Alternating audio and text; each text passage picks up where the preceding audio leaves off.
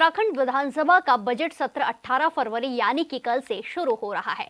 सत्र के एजेंडे को लेकर आज कार्य मंत्रणा समिति की बैठक भी हुई। वहीं इस बार विपक्ष के तेवर से सदन के हंगामेदार रहने के आसार हैं। वहीं सत्र की अवधि को लेकर भी विपक्ष सवाल खड़े कर रहा है और सत्र की अवधि बढ़ाने की मांग कर रहा है। वहीं इस बार विपक्ष किन मुद्दों को लेकर बजट सत्र में जा रहा है, इसी को लेकर एचएनएन ने नेता प्रतिपक्ष यशपाल आर्य से खास बातचीत की है।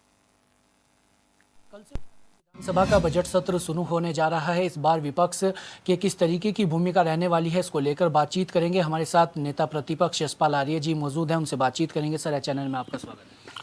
बहुत बहुत धन्यवाद आपका जी। सर, कल से बजट सत्र शुरू हो रहा है, किस तरीके की भूमिका विपक्ष की रहने वाली है? क्या कुछ मुद्दे विपक्ष इस बार बजट सत्र में उठाने जा रहा है? देखिए, हमेशा हमने सकारात्मक भूमिका का निर्वहन किया है।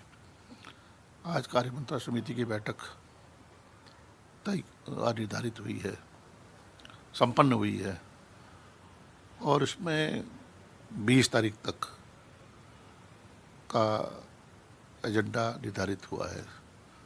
जो कल 18 तारीख को महामहिम राज्यपाल का अभिभाषण है, उस पर चर्चा होनी है।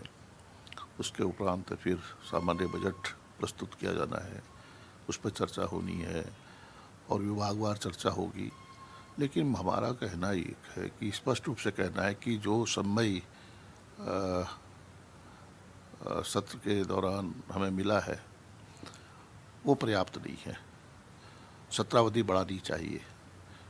और क्योंकि महामहिम राज्यपाल के अभिभाषण में भी 2 दिन की चर्चा तो होना आवश्यक है और सामान्य बजट में विपक्ष और सत्ता पक्ष के माननीय विधायक भी प्रतिभाग करते हैं और उसको कम से कम 3 दिन चर्चा होनी चाहिए। उसके बाद विभागवार बजट को आप इतनी आसानी से एक दिन में ख़त्म करना चाहेंगे तो कदाचित उचित नहीं है। हम इसका घोर विरोध कर रहे हैं और हम चाहते हैं कि सत्रावधि को बढ़ाया जाए।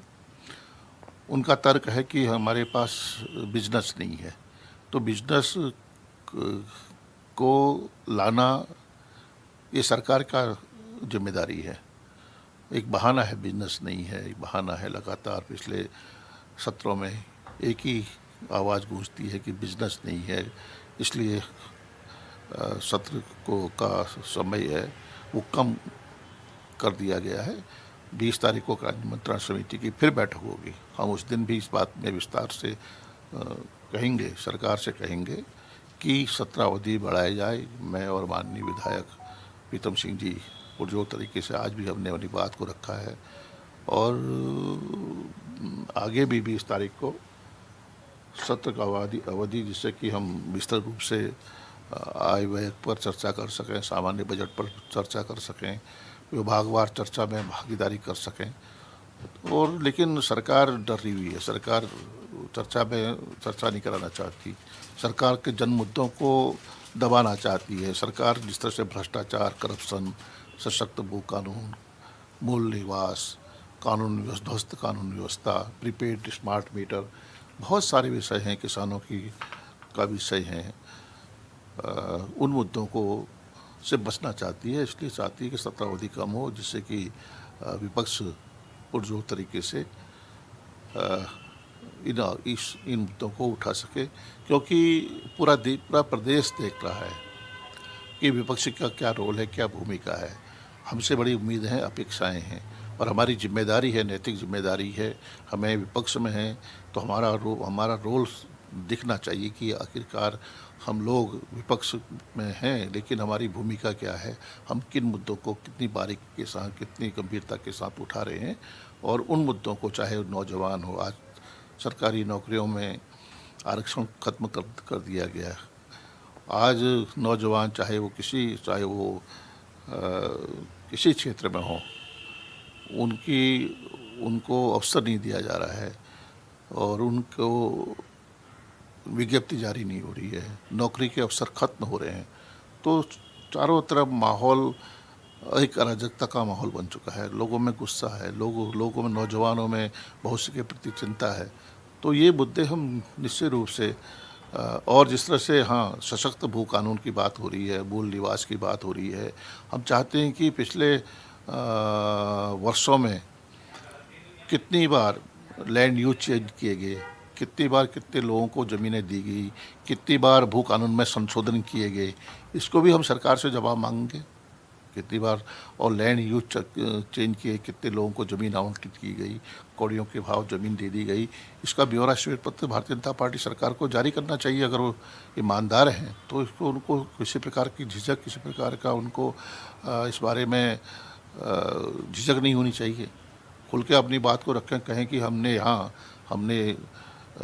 ऐसा कोई गलत नहीं किया है, हमने ज़मीनें खुर्द-बुर्द नहीं की हैं। तो ये तमाम मुद्दे हैं, इन मुद्दों को हम सदन में उठाने का काम करेंगे। सर, जितने मुद्दे आपने बताए इस जो सत्र की अवधि है इसमें तो इतने मुद्दे संभव नहीं है, लेकिन सर अगर पिछली बार की अगर बात की जाए तो जब सत्र की अवधि को लेकर विपक्ष ने मांग की थी कि सत्र की अवधि बढ़ाई जाए, आपने और इस्तीफा भी दे दिया था। क्या इस बार अगर सत्र की अवधि नहीं बढ़ाई जाती तो इस बार क्या भूमिका? पिछली बार भी हमने जो कार्य मंत्रणा समिति की बैठक थी उसमें आदरणीय प्रीतम सिंह जी भी उसमें मौजूद थे और उसमें हमारे बसपा नेता माननीय शाहजहां साहब भी उसमें थे।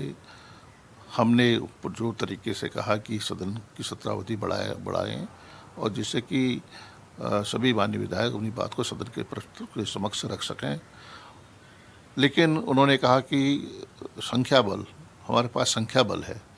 अगर कार्य मंत्रणा समिति में संख्या बल को आधार मान लिया जाता है तो हमने फिर हमारी उस बैठक में बने रहने का कोई औचित्य नहीं है, हमने इस्तीफा त्यागपत्र दे दिया।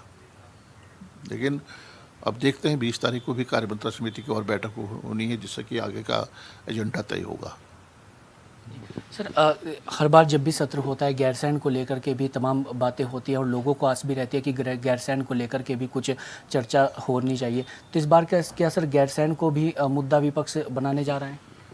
देखिए, गैरसैंण भी हमारी प्राथमिकता में है और मैंने कहा ना कि माननीय मुख्यमंत्री जी ने स्पष्ट रूप से कहा है कि जो अगला सत्र होगा वो उसको कम से कम 10 दिन हम सदन आहूत करेंगे। सदन में 10 दिन का सत्र होगा, इन्होंने कहा है, माननीय मुख्यमंत्री जी ने कहा है।